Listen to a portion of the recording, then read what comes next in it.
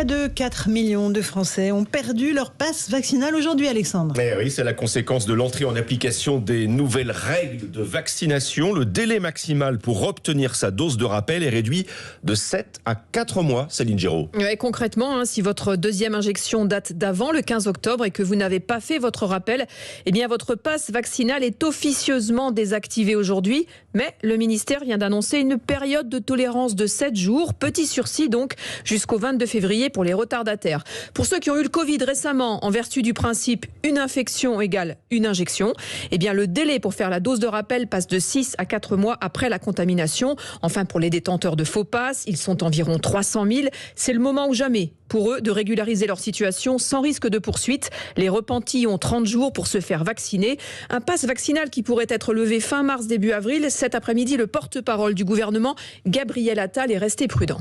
Sur la question du pass vaccinal, nous lèverons les mesures dès lors que la situation se sera suffisamment détendue à l'hôpital pour qu'on ait pu reprogrammer toutes les opérations et qu'on n'ait plus à déprogrammer des opérations nécessaires.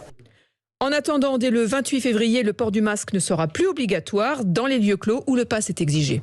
Céline Géraud, chef du service Société d'Europe 1, et demain, levé des dernières restrictions sanitaires. Il sera à nouveau autorisé de consommer debout dans les bars et restaurants, de manger et boire en train, au cinéma ou dans les stades. C'est aussi la réouverture des boîtes de nuit.